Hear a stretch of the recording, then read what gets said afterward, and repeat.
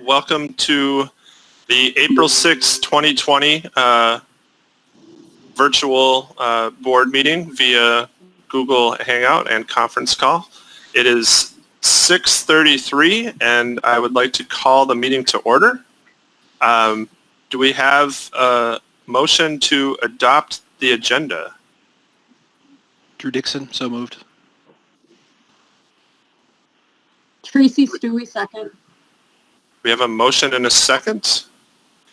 We need to do a roll call vote, and so that'll be a good time for me to introduce the board members on this call. So, John Carlson. Aye. John Carlson says aye. Tim Lokensgaard. Tim Lokensgaard, aye. Tracy Stewie. Tracy Stewie, aye. Bill Soderlund. Aye. And Drew Dixon. Drew Dixon, aye. And Ben Leonard, aye. Motion carries. So with that, we have two action items. The first, consider approval of paying spring coaches, directors, and advisors for a modified work schedule. Dr. Olson? Yeah, I'll start giving you some general information, and then I'll let Annette fill in as well. What we're requesting is that we continue to honor the contracts of our spring coaches, directors, and advisors, and allow those individuals to carry out a number of duties that are allowed by the State High School League. Now, of course, some of the activities that we have are not High School League directed, but our recommendation is to follow the same guidelines as the High School League is giving coaches and advisors and directors of State High School League activities. So specifically, to connect with participants on a regular basis via technology. Secondly, to provide optional individual workouts, individual skills training, or individual activities via electronic communication. And thirdly, to connect with and support participants who are challenged by changes in their routines in life due to the restrictions that we're under. We would ask all of those coaches, directors, and advisors who want to continue to receive payment and act under this particular system that we're asking you to approve, that they would keep a regular weekly log of their activities. And that's not a log that would be, extensive, but that would indicate that they're carrying out the activities that we're asking them. So Annette, what would you like to add? No, I think you did a nice job summarizing it, but Jordan is obviously managing this with all of his spring directors and coaches and advisors, and he also has some other professional development opportunities for them if they're interested during this time, but he'll be managing those work logs. And like Dr. Olson said, those aren't expected to, account minute by minute, but be more of a general, what they've done week by week with their students. We also just, when we were talking about this and just weighing in with our opinion on it, we just really strongly believe that sometimes it's a coach or a director in a kid's life that keeps them showing up or keeps them logging in these days. And so we thought that it was really important to support those people in their work with our kids as well. So we'd stand for any questions or comments that you might have. John Carlson, is there a minimum expectation? I mean, can I still get paid if I just choose not to do anything? No. We would have an expectation that that you're connecting or you have activity that you document on a weekly basis. And again, it wouldn't have to be extensive.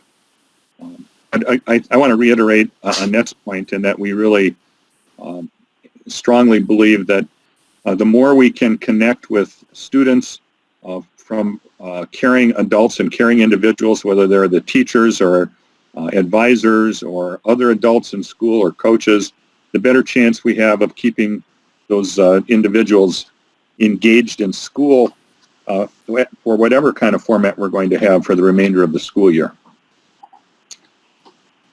This is John Carlson again. So just to follow up, what I 100% agree with what you said, but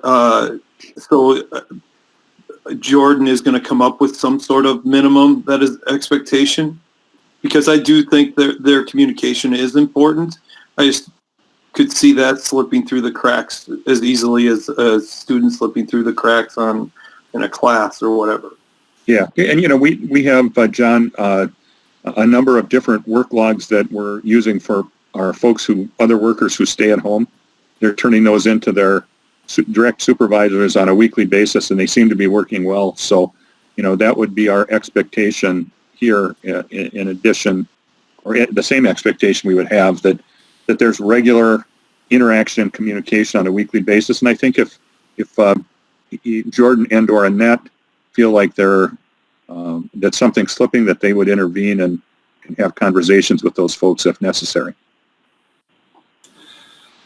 This is Ben Leonard. I think, to me, this fits really well with our expectations of all staff and the governor's directive, which was to keep people employed, because there's still a lot of work to do, and that work looks different.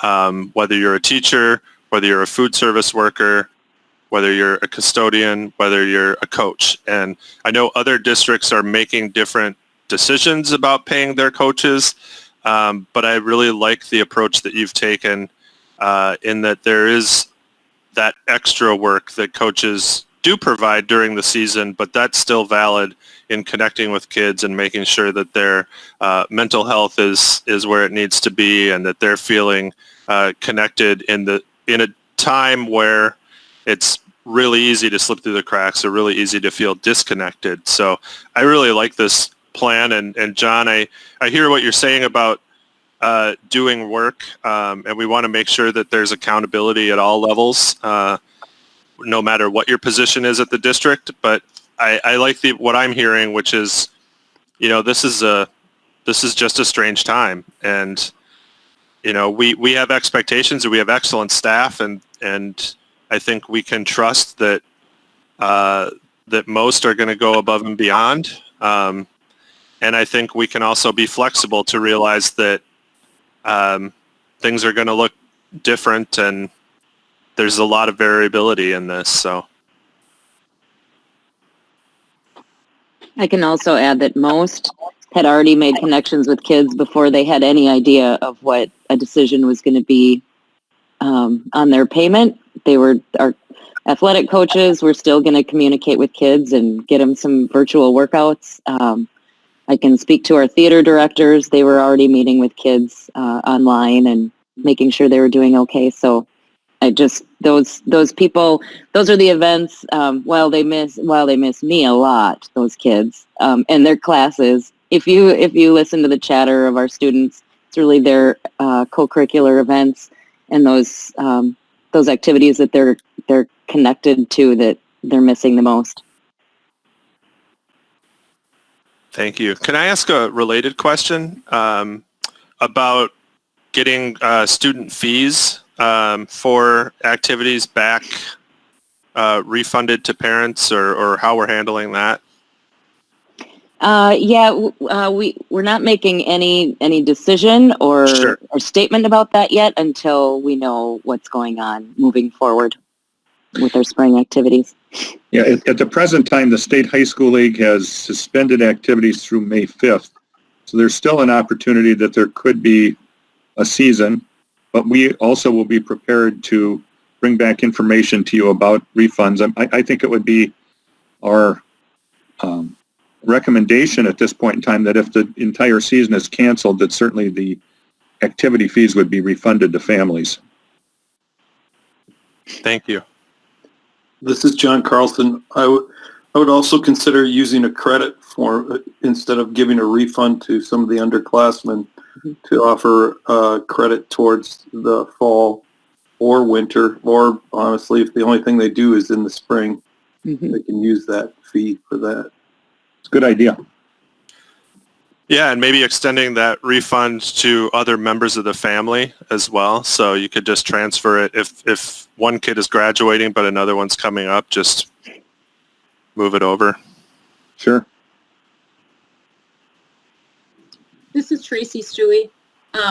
Just want to know, I think that's a great idea to offer that, but if there's a family that really wants that money back, I really feel like we should honor that just because people are in different situations. So, but again, that's just my opinion, but I think the credit is good. I just think that, we don't want people thinking we're holding on to their money also. Yeah, I could see it being an optional decision on the part of families. That was my intention when I brought it up. Perfect.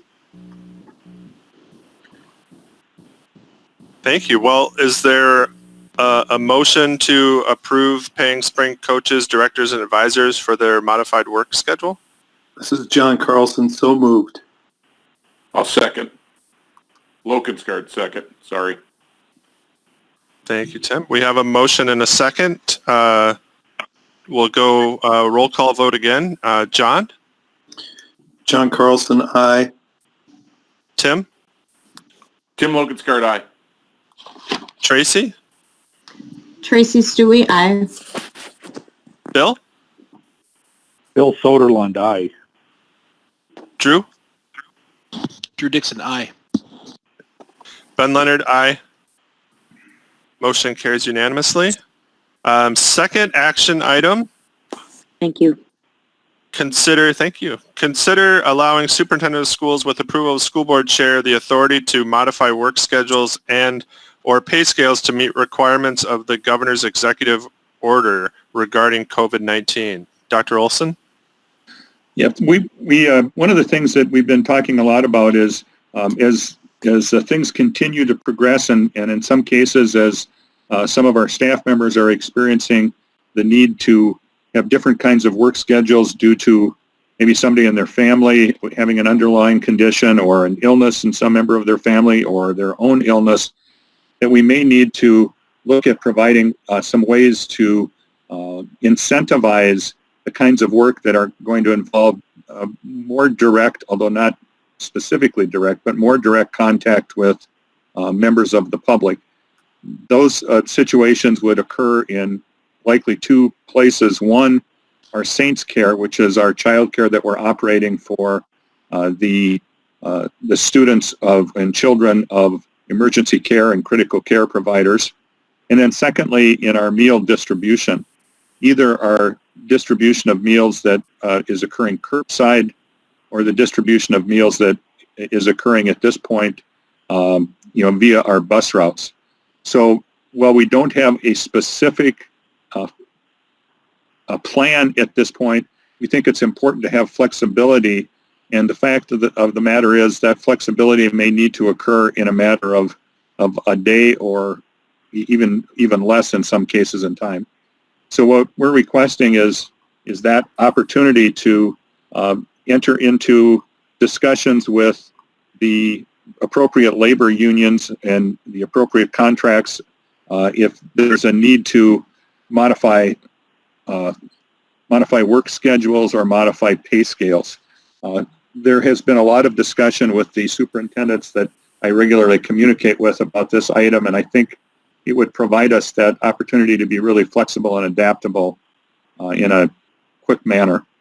And again, it would have the approval of the board chair and be brought back to a regular school board meeting. But again, with meeting every 2 weeks or trying to get a special meeting that might require 3 days notice or whatever the case might be, we think this would give us that opportunity again to be nimble as conditions change. And we're seeing that happen on a fairly regular basis now. I can sense in some cases greater stress on the part of some of our staff members, and we need to be cognizant of that and think about how we deal with that. Dr. Olson, just to chime in, I think that I'm grateful for you and John. Thank you for having this idea as well and bringing it forth to the agenda. I think it's a good idea. I think that this fits really well with how we normally do business. The school board signs off on all employment decisions, but we usually do so as part of a consent agenda after these employees have been selected and started. And so we would come back to the full board with these kind of decisions, but we just want to do it.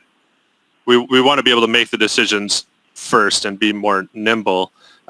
Second, this also fits within the financial parameters that the board voted on a couple of weeks ago, correct? When we allocated a certain amount of funds. This isn't above and beyond that. It's financially at least included in that. It would fit. I'm confident it would fit within the parameters of the funds you've authorized to have us deal with the COVID-19 pandemic. Correct. This is Bill Soderlund. Dr. Olson, would you just give me a hypothetical example or illustration of what you're referring to on this? A hypothetical example might be, I'll give you two. One with a modified work schedule. We might indicate to people who are normally working, let's say 6.5 or 6 3/4 or 7 hours a day, that we're going to ask you to work maybe 4.5 hours a day and receive your same pay that you would have received if you worked 6.5 hours a day, because you're maybe in a little bit more of a stressful environment. Another hypothetical would be, we might say we're going to increase your pay when you're working in these more stressful situations by, let's say, X dollars per hour, whatever that figure might be.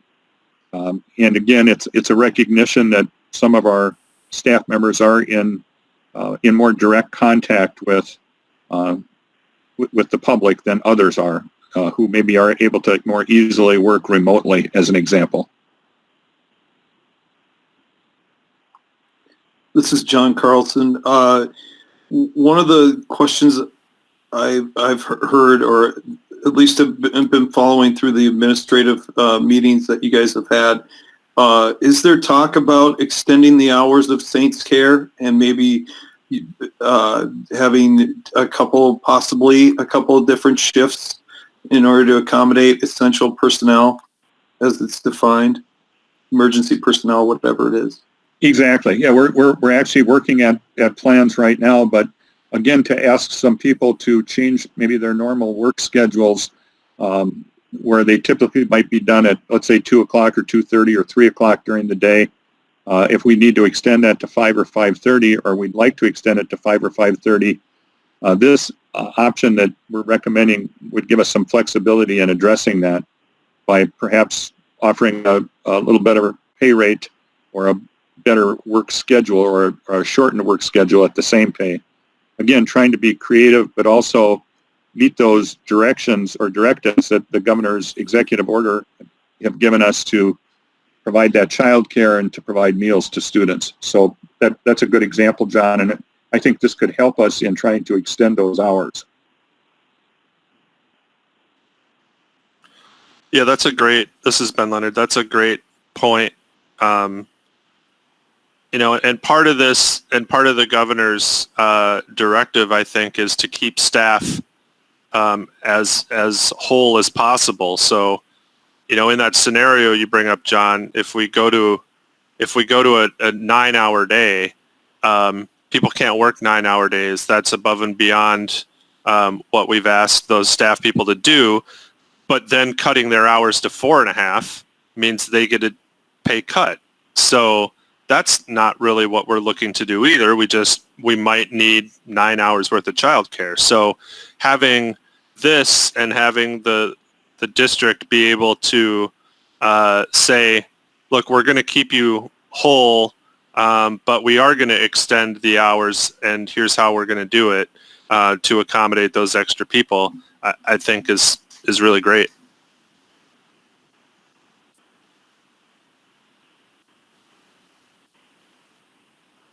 Any other discussion?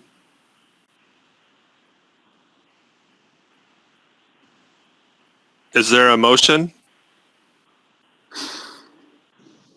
So moved. This is John Carlson. So moved.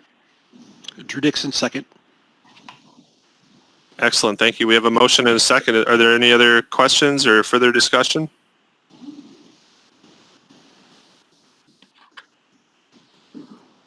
Hearing none, we'll do a roll call vote again. Drew? Drew Dixon, aye. Bill? Bill Soderlund, aye. Tracy? Tracy Stewie, aye. Tim? Tim Lokensgaard, aye. John? John Carlson, aye. Ben Leonard, aye. Motion carries unanimously. Thank you. Thank you. Yeah, thank you. That takes us through our action items and into our information items. So briefing and a Q&A on distance learning so far. I'm just going to cover some of the pluses that we're seeing and some of the areas that we are still continuing to work at, and then certainly open it up to questions or comments from any of you. So just on the plus side, just last week we completed our K-8 conferences. The reports from principals are that they went very well with good feedback from parents. We're connecting with almost all kids and families on a daily basis. I see our staff are working incredibly hard. I think their spirits are high. They seem positive. We do continue to follow the directions of the governor in that he has not ordered any playgrounds closed. However, we have put signs on all of our playgrounds and in all of our open fields that if you choose to use our playgrounds, fields, and areas, that you agree to follow the governor's social distance guidelines. Our technology department has distributed over 1,800 devices, and that was with the assistance of Activities Director Jordan Paula. That's pretty incredible.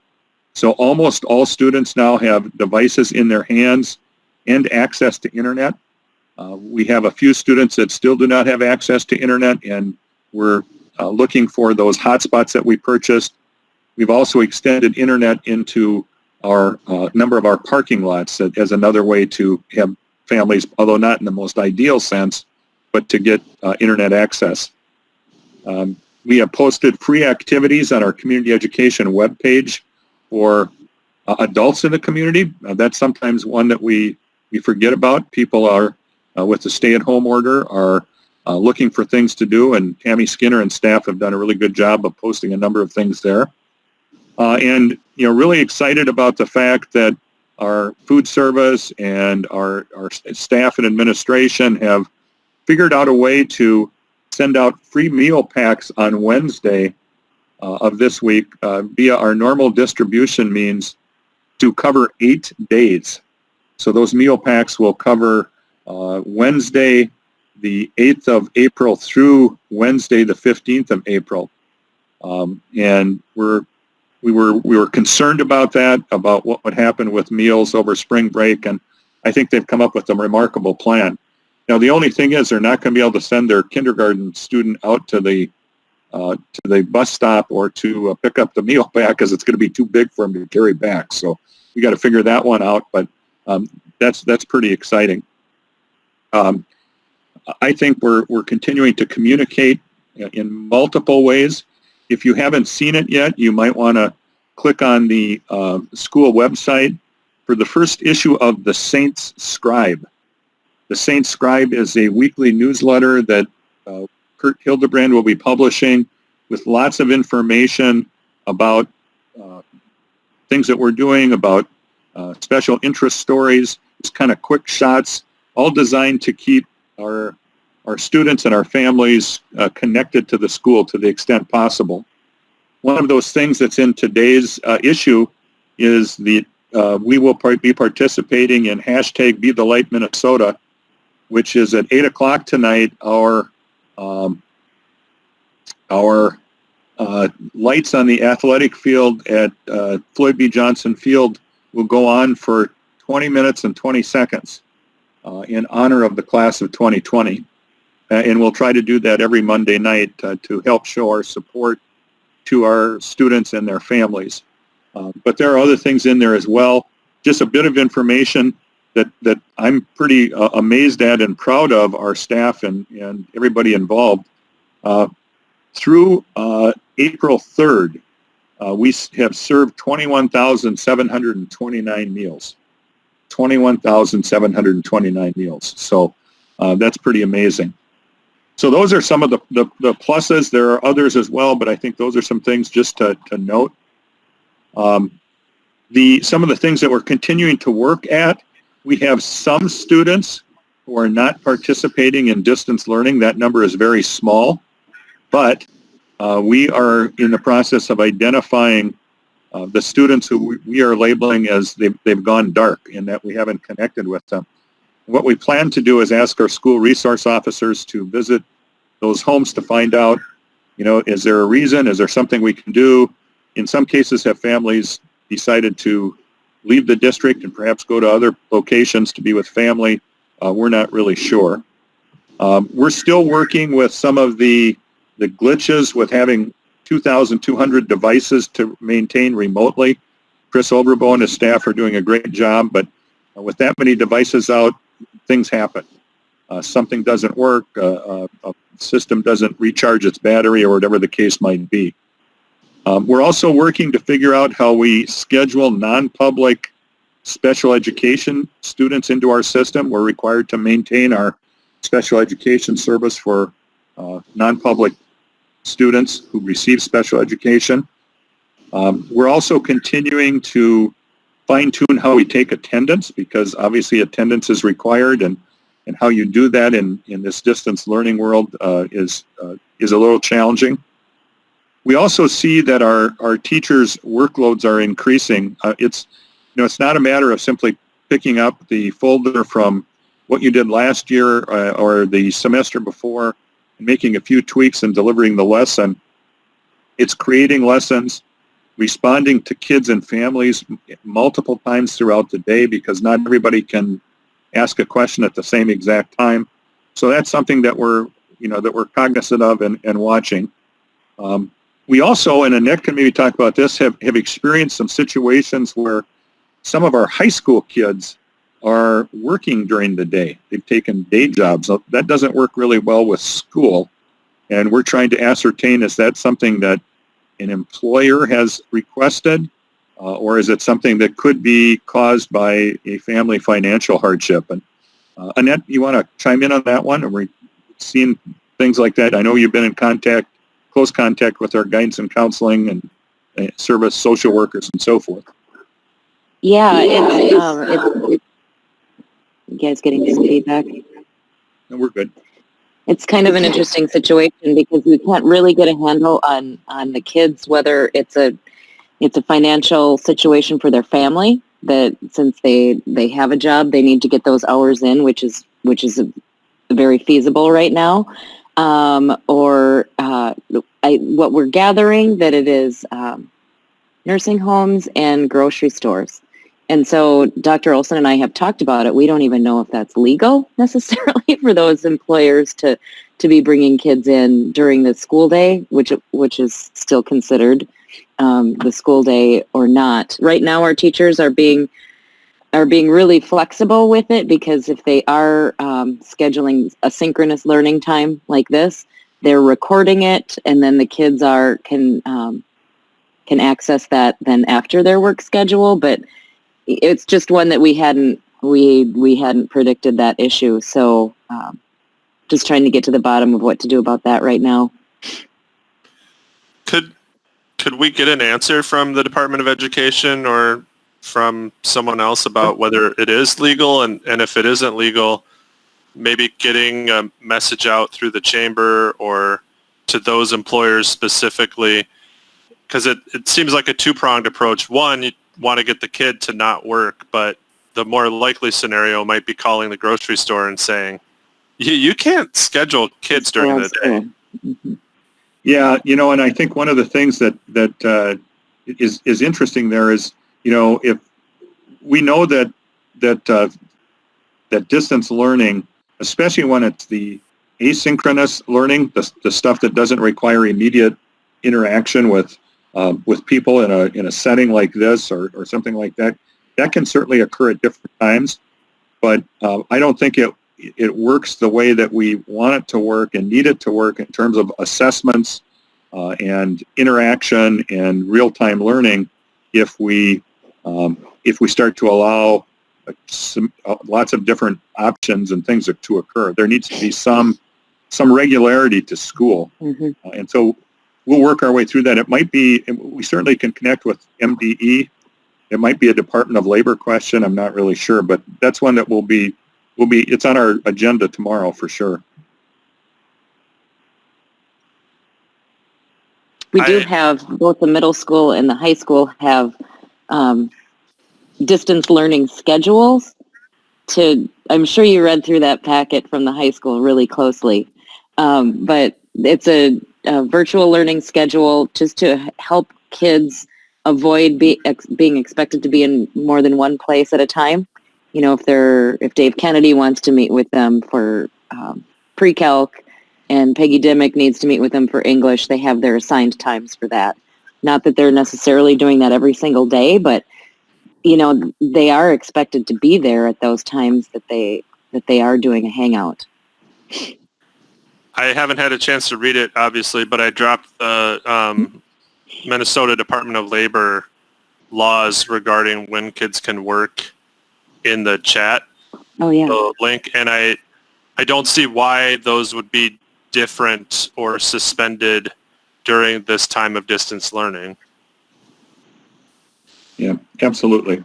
So again, that's when we're working on it. And the last thing I would just want to mention, or two things.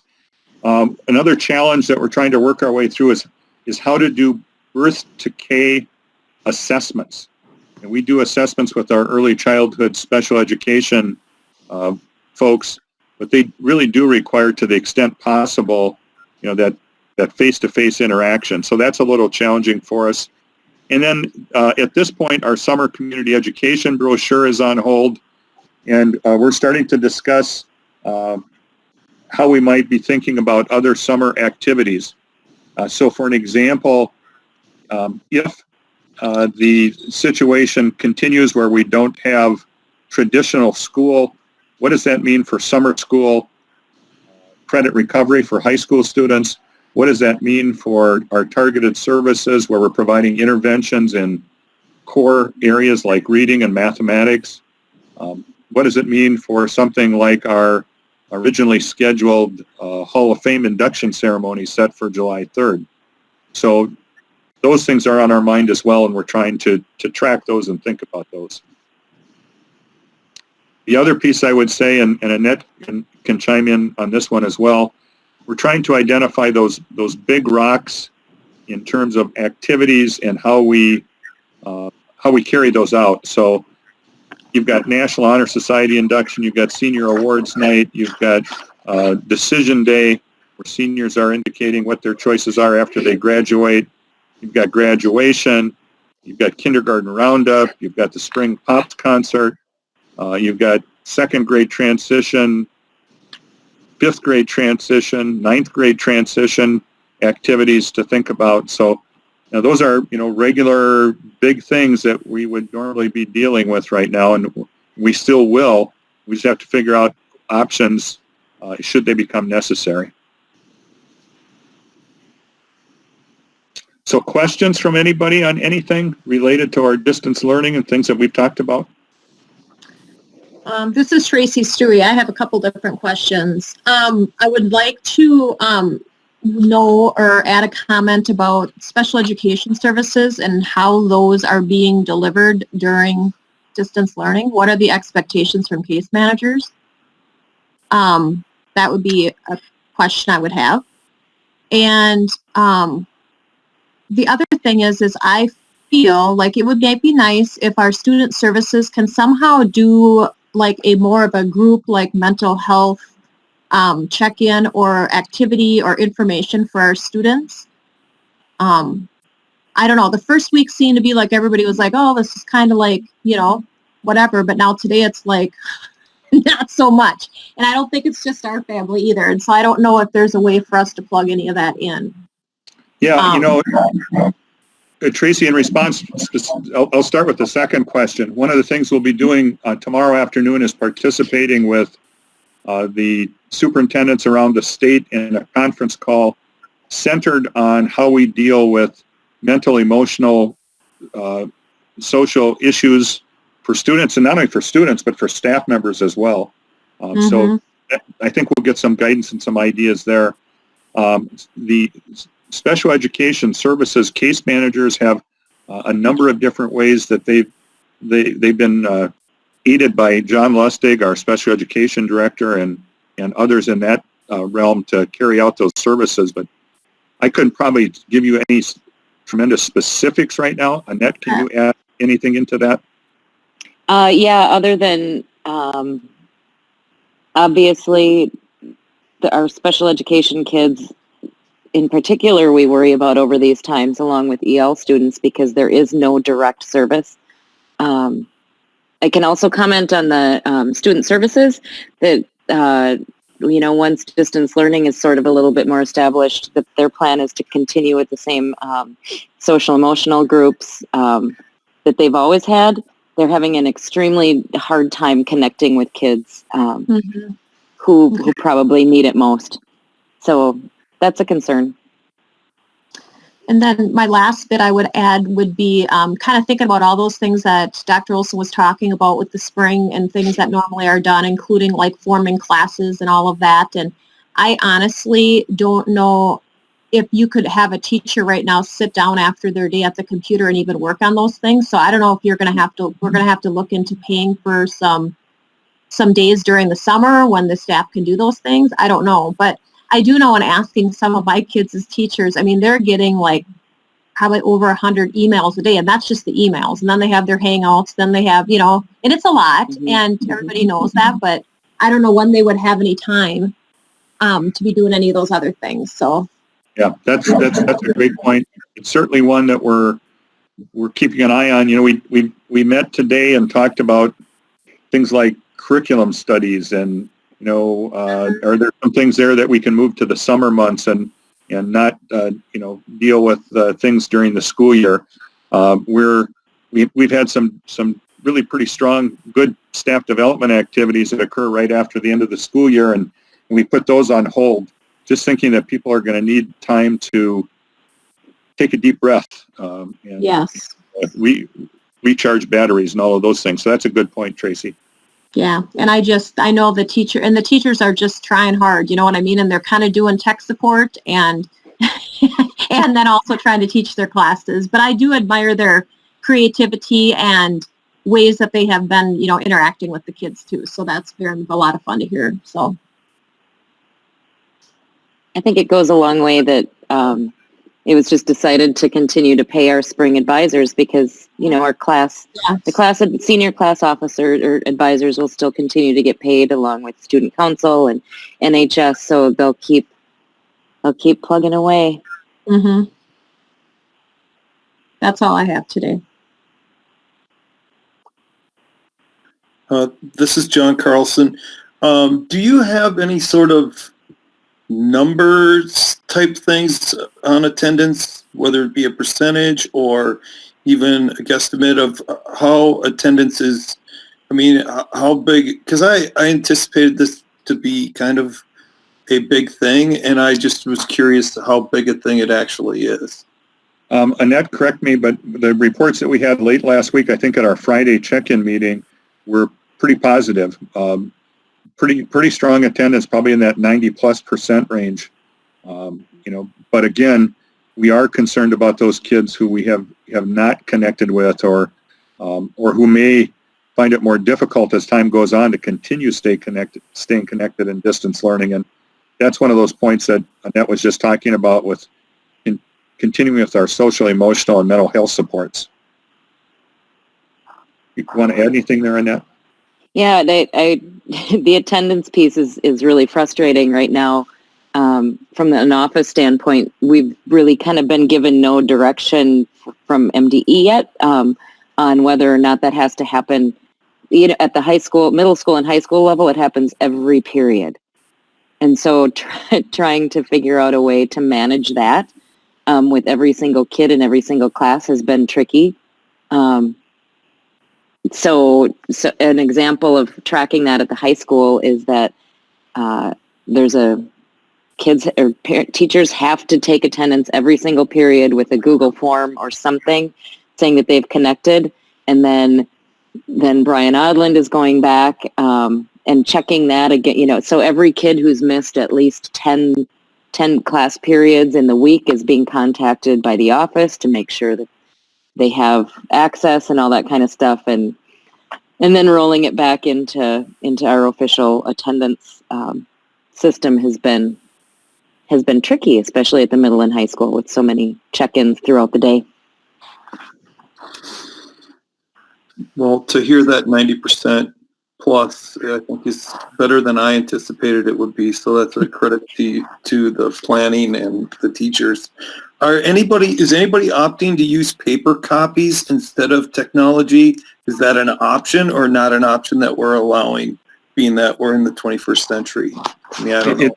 It's only an option for those students who are having either difficulty with technological access or don't have technological access. But those numbers are actually pretty small right now. And we are delivering packets via our school vans. We thought we maybe would need to deliver packets on buses or some other thing, but we're able to use school vans to get out to the homes, and there's a 24-hour rule in terms of when you drop something off and they pick it up, and then when they drop it off, we pick it up, which has proved a little bit challenging, but that would be the extent of our packet use. And then one last question, if I can. Is there a required amount of synchronous learning for each of the classes? Could somebody be going completely asynchronous, or what are the requirements there? The specific requirements are found in each of those distance learning plans, but there's an expectation that there are multiple synchronous learning connections during any given week. And that you can talk about that more in terms of the high school as an example. Yeah, it varies from building to building. And while I didn't at the high school choose to pick a set number of times or minutes that teachers chose to do that, the spoken expectation is that it's twice a week and at least once. And moving forward, we're in all of week 2 of this. But what I'm hearing from families and students is that they really, they are very appreciative of that synchronous time with teachers. And so would probably look forward to more of that as we move forward. Again, we don't want to, that can be a lot of, that can be confusing and hard to manage for specifically EL students trying to manage a schedule and figure out which times they're supposed to log in and keep track of all of that. But we're hearing really good things about those times, and that teachers do reach out synchronously to their kids. Yeah, just to follow up on that, and then I'll step back. But I think that's the one thing that I think students are realizing they miss the most is just the interaction with their teacher, with fellow students. Just being synchronous together online is the next best thing to what they really enjoyed about school, is actually being in a classroom with fellow students. So yeah, we would agree. We hear that from our parents and students on a regular basis. That's another great reason for that. And thank you for the support of the spring coaches, directors, and advisors. That's another way to get the theater group to pull together and just chit-chat about all things theater, or the baseball team, or whatever it might be, the FFA club, etc. When teachers were just practicing making connections with their classes, one kind of fun, I don't know, questionable, the teacher would log out and they'd log in, an hour later, and the kids were still on the Hangout chatting and visiting. So that could be both good and bad, I suppose. Yeah, and one of the things we're learning a lot, and I'm learning a lot from other superintendents. We do a regular weekly chat with the superintendents in the Big South Conference, but as you might guess, there's a need now to have a dress code for our synchronous learning chats. Et cetera. So, and that's pretty much from our upper middle school and high school that we're seeing that. Maybe not surprising. Hey, this is Tracy Stewie. Do we have a 3D printer at the high school? Mm-hmm. And we middle have school. 3D printers, yes. Okay. So have I you think guys it's been, elementary there's school. been some different schools that have been like using that to make like face shields and things for clinics for like personal protective equipment? I saw that kind of coming out today. I don't know if that's, I just thought that was interesting. Yeah, I've seen that too. And Annette, I don't know, I would guess that Mr. Reeser and others probably are, Mr. Peterson are thinking about those things as they're moving forward here. You just blew my mind, Tracy. I do. I can't imagine. Okay, I'm sorry. Pretend. No, Just that's a pretend great idea.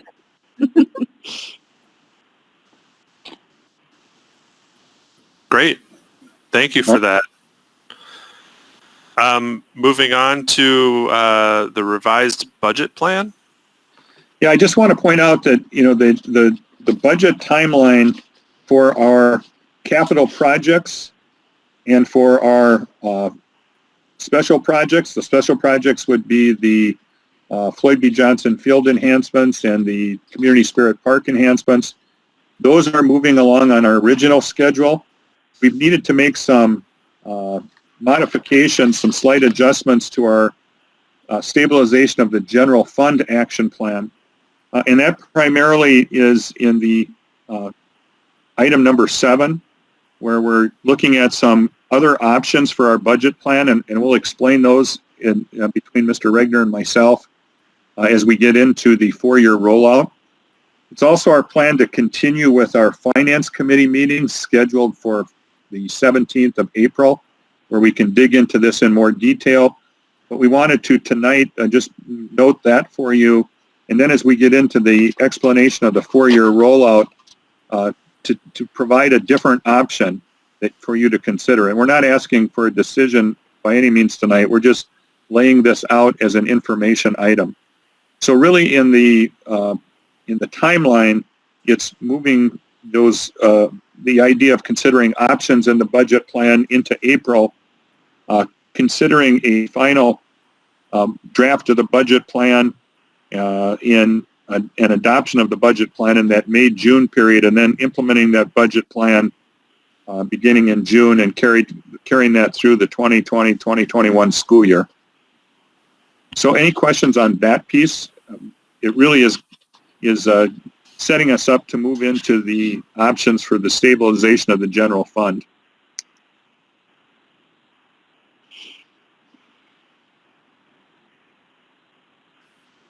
I think go forward.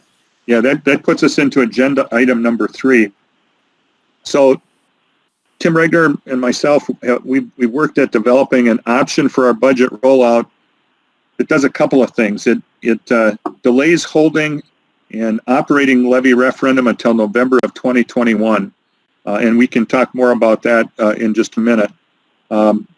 We want to show you what the potential of the impact would look like, but also show you then what we would recommend in terms of more specific budget adjustments and some of the other things that we can anticipate as we move forward with our budget over the next 4 years.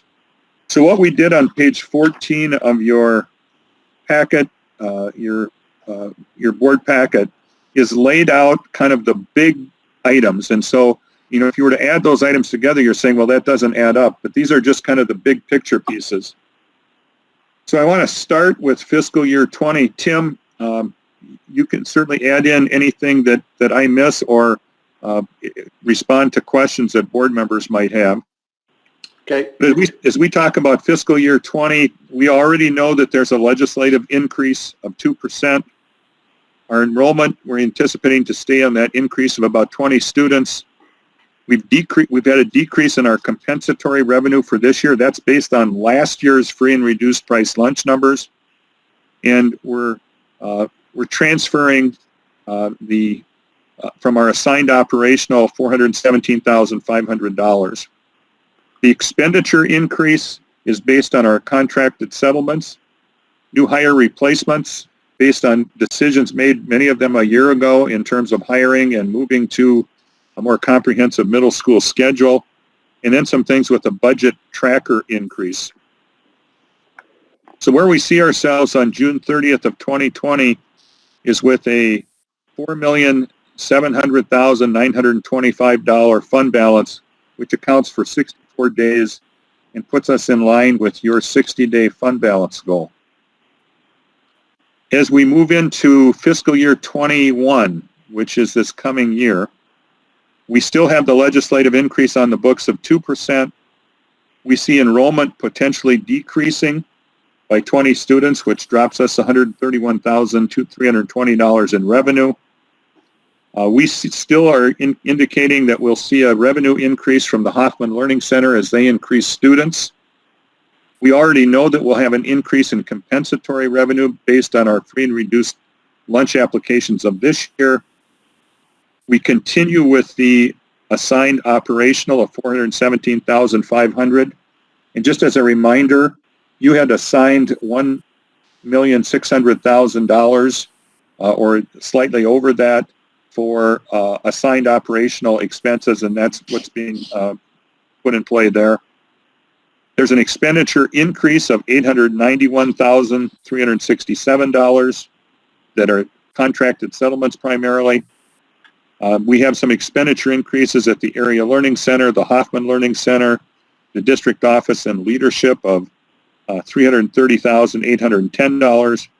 And then we would be recommending a budget adjustment reduction of $400,000 for next year. We have started to develop specifics in that, and they involve a variety of different things, and we would be prepared to lay those out in detail at our meeting on August 17th. That would provide us with a fund balance on June 30th of 2021 of $4,573,931 or 61 days, which continues to meet your 60-day fund balance goal. As we move into fiscal year 22, which would be the 2021-2022 school year, you'll see that we have now changed and are projecting a legislative increase of 0%. I think with things happening in the economy the way they are, we should not be expecting an increase in money from the legislature. We're still looking at a potential enrollment decrease, although I do want to tell you that one of the things that we're seeing that's kind of interesting is we're seeing an uptick in enrollment right now. Probably 8 to 10 students in the last 2 weeks. And there are folks who are coming to our school system because I think they are hearing good things about how we're prepared to deal with a distance learning environment. In some cases, there are students who are moving in with relatives and et cetera. So that's kind of an interesting piece. You'll also see then again, continuing with the transfer of assigned operational. And then one of the things that you'll see indicated there is an expenditure increase of $500,000. Now that's a significant variance from where we've been in the past several years. And then an additional budget adjustment of $400,000. That would give us a fund balance on June 30th of 2022 of $4,315,617 or 58 days. We move into fiscal year 23, and again, as you are aware, the further we get out in 2022, 2023, the more difficult it is to be accurate in our projections. But we're again looking at a legislative increase of 0%, a reduction in discretionary levy. You have some discretionary levies that you can look at moving around a bit. An enrollment decrease of 10 students. And here you see the operating referendum increase of $311.90 per pupil unit, which would mean that you'd need to successfully pass an operating referendum in the fall of 21, increasing the current $182.90 to $495, I believe the number is. That would generate an increase in revenue of $771,516. You continue with that transfer of assigned operational, and you end up with a fund balance on June 30th of 2023 of $4,006,849 or 53 days. So that's kind of a big picture idea, but what it really does is that the big changes are pushing off the operating referendum till the fall of 21, thinking that as we come out of this this pandemic situation and businesses have been closed and people have been laid off, it probably is not an ideal time in any way, shape, or form to be thinking about an operating referendum campaign for this fall. So we're looking at that a year later.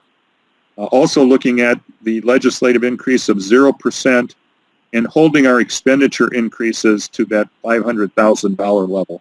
So those would be the big picture items. Tim, anything you want to add to that right off the top?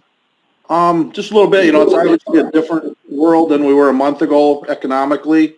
There are some things that are in the governor's his orders that do affect school finance that we're waiting for some additional guidance from MDE as far as fund transfers and using funds for different type things.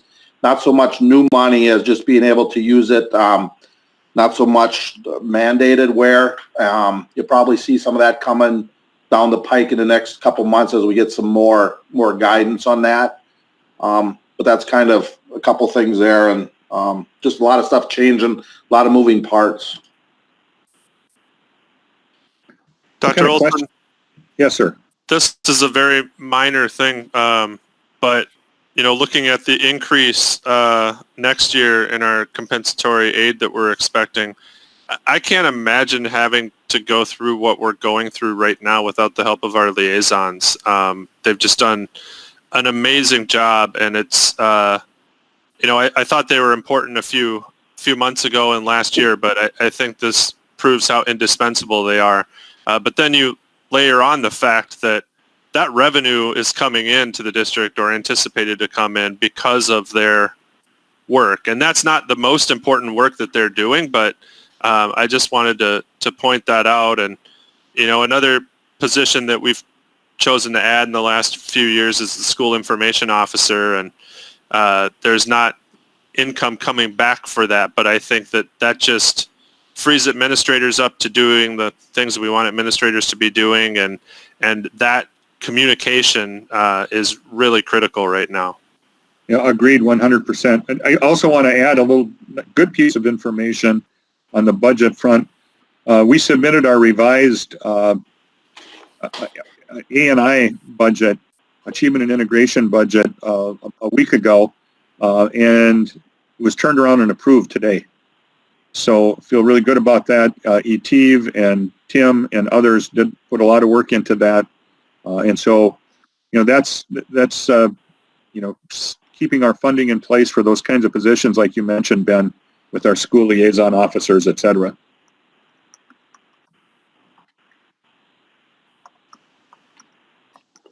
John, you look like you have a question. I had to turn my mic on. Hey, Dr. Olson, how many what's a day again financially? How much does the day cost? About $74,500. So if we don't pass the referendum in fall of 21, that would be a reduction of an additional 10 days, roughly. Is that what you're saying? Yeah, right off the bat, and then that snowballs into doubling the next year. So right, pretty crucial. Yes, I agree. I think this decision is a wise one. I think that this also, even though it won't get reported this way, or we won't really, this is the school district really trusting our community. Ideally, we'd go out, in November so that we could go out a year early, because that's a safer thing to do.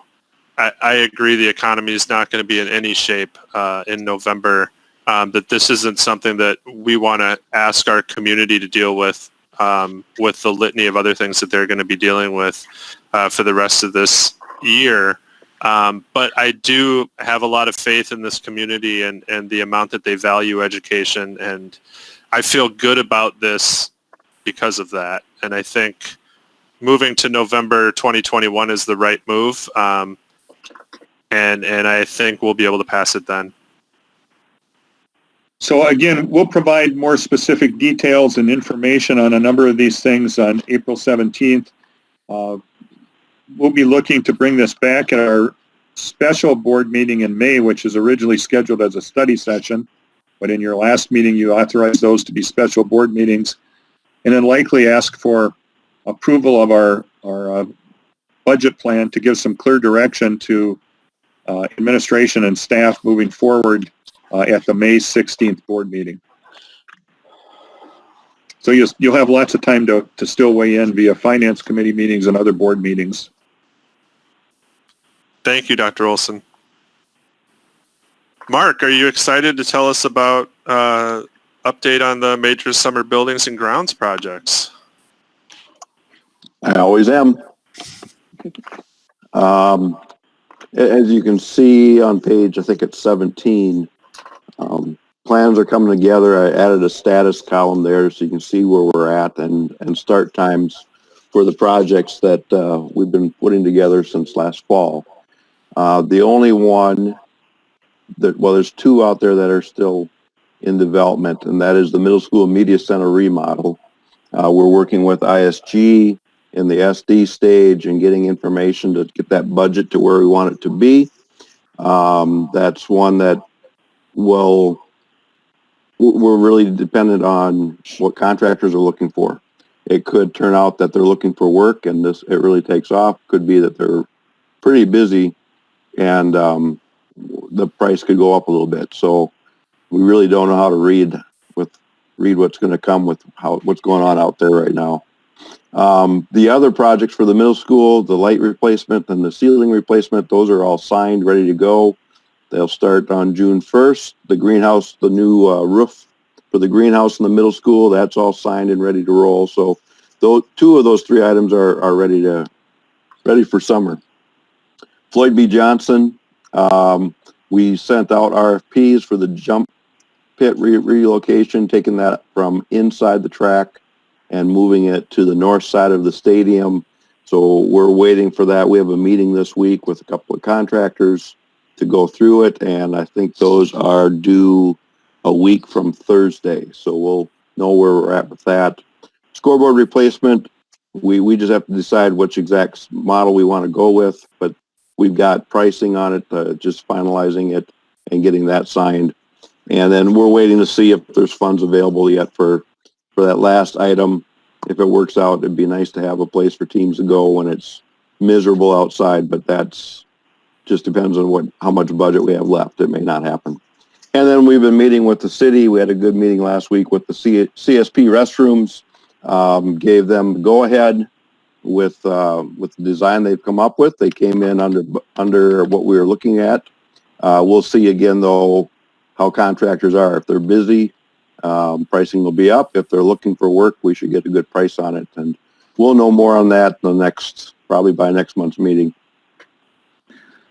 I just want to mention that sometimes, we end up talking about general fund issues and budget reductions and adjustments and the like, and then we turn around and start talking about projects.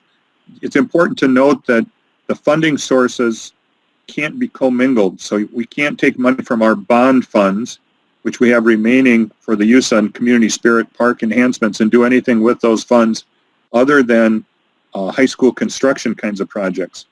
Or we start talking about the Floyd B. Johnson renovations, you'll recall that funding comes from our remaining capital projects funds, which have to be dedicated to just that, capital projects, like the jump pit relocation. And then many of our other projects are based on our long-term facilities maintenance revenue, and those are, again, restricted in terms of the kinds of things we can do with those funds. So if you ever get a question like that, I think it's important to note that those funds have to be used in a specific way that they're identified. Well, Dr. Olson, just to add, this agenda item is great at a time like this because it reminds us that, eventually we will get back to normal. And so a lot of what you're doing and administrators are doing right now is trying to make things right for the next 2 months. But we will get over this, and we do still need to think about the budget rollout 3 years from now and the state of our facilities going forward. So, Mark, I would say that in my line of work, we're still going ahead with projects and still getting contractors. Some of them, depending on what they're doing, are running into supply chain issues, if they're looking for products that are normally manufactured overseas. This has kind of thrown a wrench into that. So we may end up with some extended timelines just for that, and you know more about it than I do, but that's something that's come up in my day job that I've noticed. Yeah, talking with Justin Steppel at ISG today, that they're running into the same thing is, they need to maintain their distancing while they're trying to do projects, which is slowing down the progress on a lot of projects. So that's going to have an impact on when we can start and probably completion of them. Thank you. Any other questions, conversation, discussion on those? I want to tell you that I very much support or appreciate the support that you as school board members have given to all of us during this time, particularly with doing business in some ways in a much different manner, with emergency meetings and special meetings and requests that haven't necessarily been vetted the same manner that we normally would do those kinds of things just because of the timing. So thank you for your support in helping us move forward with the kinds of things that we're doing. It's appreciated. Well, thank you very much. So that brings us to upcoming meetings. Finance Committee, as mentioned, 7:30 a.m.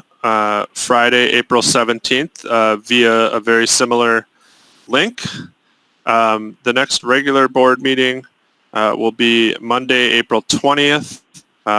Normally a study session, but that has become a regular meeting, and that's at 6:30 via a similar link.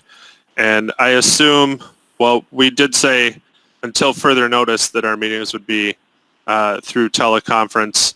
I really anticipate that going throughout May and maybe past that too. I don't know, Dr. Olson, if you have any thoughts, but I would think we would be thinking at this point of our May 4th study session being a special board meeting via teleconference, and our May 16th regular board meeting being a special being a meeting via teleconference as well. Thank you. Any last comments, questions? Just if you can see the lights on the athletic field, 20 minutes and 20 seconds starting at 8 o'clock, right, Mark? 8:20, I believe, right? 8:20. Oh, 8:20. I'm sorry. Yes. Which is And then it's for 20 minutes and 20 military time. seconds. Oh, military time. Okay. 2020 military time. All right. I know the House of Representatives is taking up a bill tomorrow for supplementing school districts with hourly employees. So we'll see how that goes, just from the legislative side. Yeah, and I think, one of the things that Tim Regner mentioned is, we've been told that there are going to be flow-through monies coming to us via some of the federal stimulus, but we don't know what that's going to look like, what areas that will be in, and that obviously changes pictures as well. We've had some experience with that with the recession in 2009, 2010, where money came in, and it's not just an open book. I mean, there likely would be in the area of either special education support services or title services or something of that nature. But that still remains to be seen. So we don't have any clear direction on that at this point.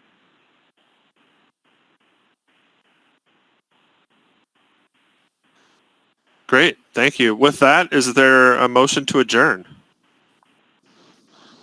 I'll make a motion to adjourn. This is Tracy Stewie. Drew Dixon, second. Thank you. John?